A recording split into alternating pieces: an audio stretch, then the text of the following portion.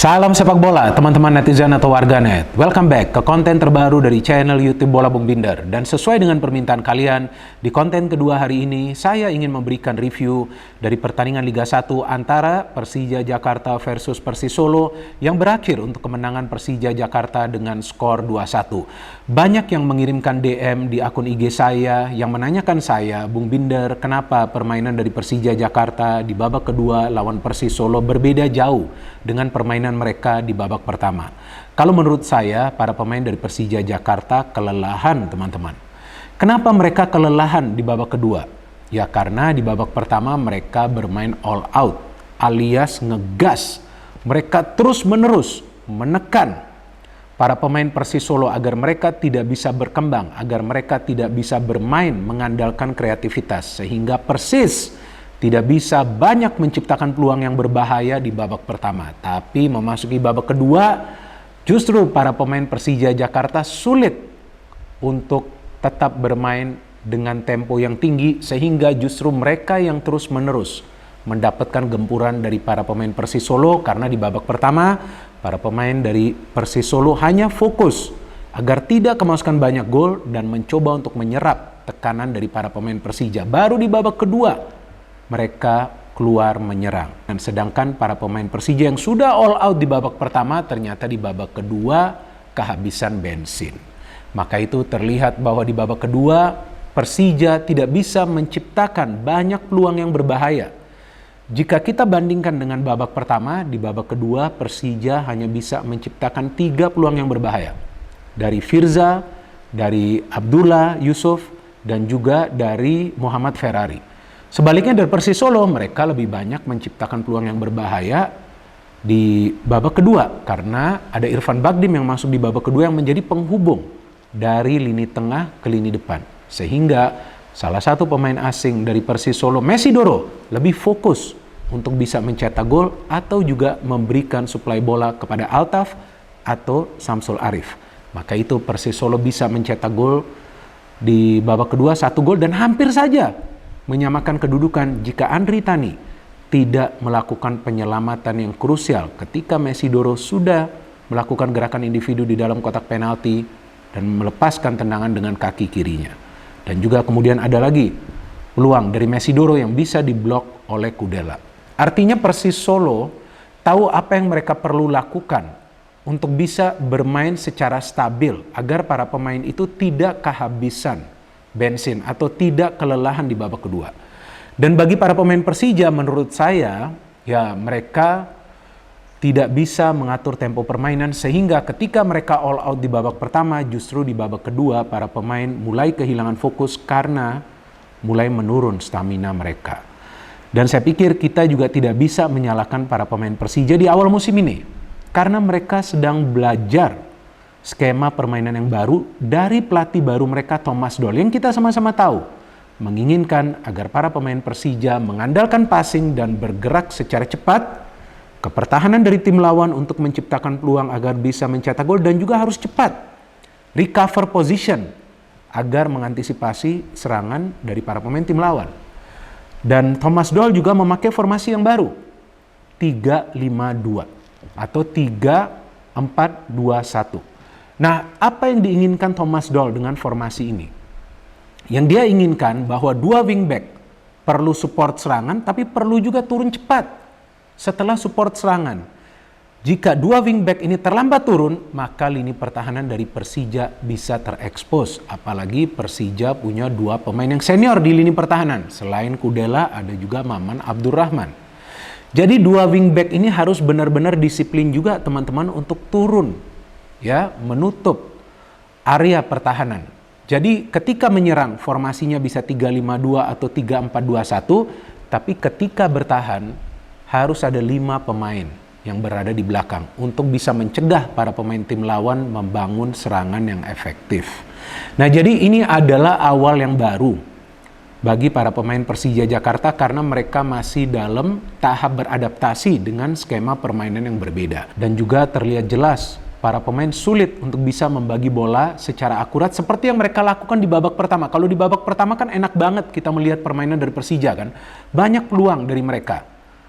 ada Rico yang mendapatkan peluang, ada Kremenchik yang mendapatkan peluang, ada Hanno Behrens yang mencetak gol, kemudian dia juga mendapatkan peluang, ada Frankie Mise yang mendapatkan peluang, ada Syahrian Abimanyu yang mendapatkan peluang, kemudian Frankie Mise juga mencetak gol yang indah. Berkali-kali saya mengatakan dan menjelaskan kepada teman-teman bahwa Frankie Mise adalah pemain muda yang memang layak bermain di starting lineup, dan dia membuktikan dengan mencetak gol pertamanya di Liga 1 musim ini. What a goal!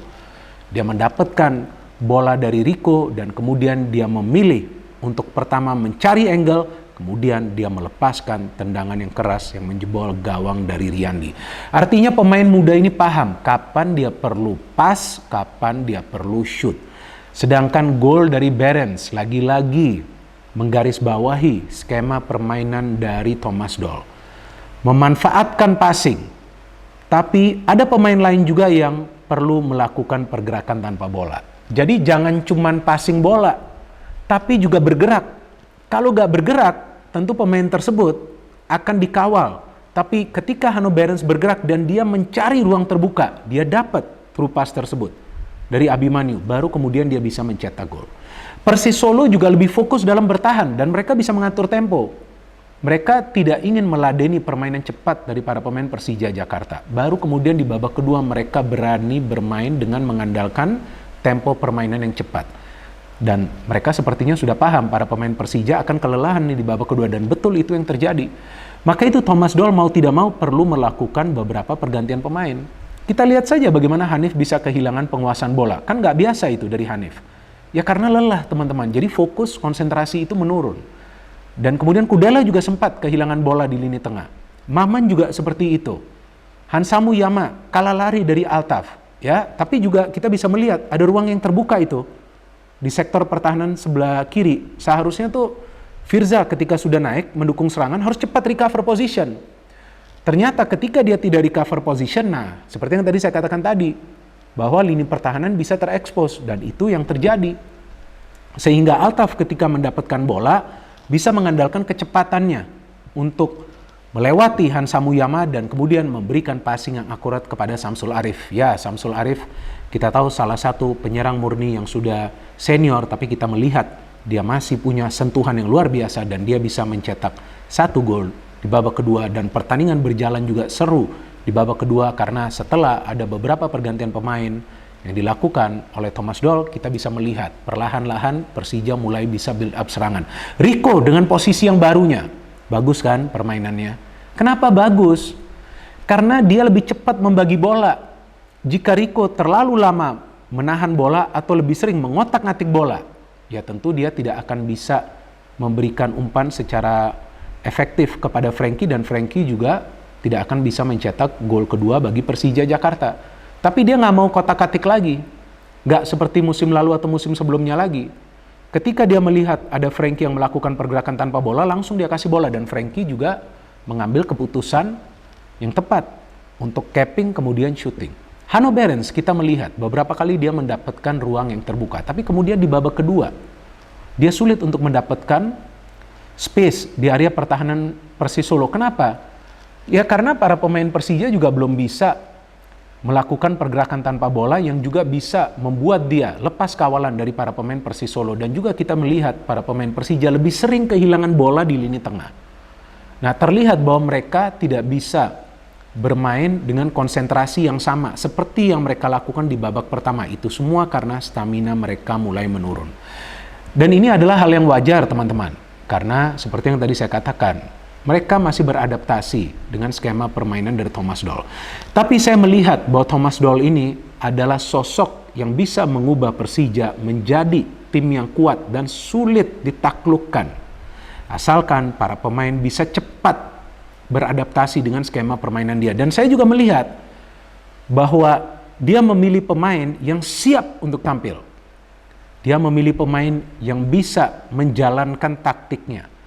Dia akan langsung melakukan pergantian pemain ketika dia melihat pemain tersebut sulit untuk bisa mempertahankan performanya seperti Hanif. Dan juga Persis Solo hampir saja mendapatkan 1 poin kan.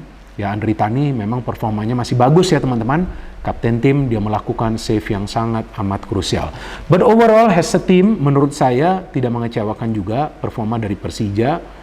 mereka juga memang digempur, tapi ya mereka akhirnya bisa coba untuk memberikan respon ketika mereka mendapatkan beberapa peluang di babak kedua. Tapi perjalanan masih jauh teman-teman, dan menurut saya ya inilah musim bagi Thomas Doll untuk bisa membenahi dan merapikan permainan dari Persija Jakarta. Dan juga kita jangan lupa dia adalah pelatih baru di Liga 1.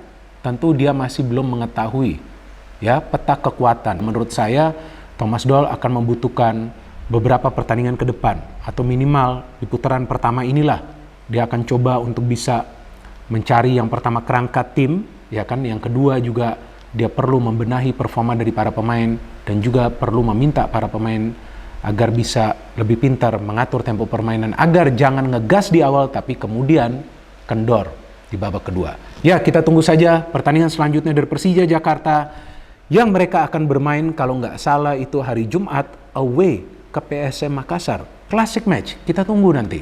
Apalagi kita tahu PSM Makassar sudah menang 2 kali, akan sangat seru teman-teman. No hate, no politics, only football. Salam sepak bola.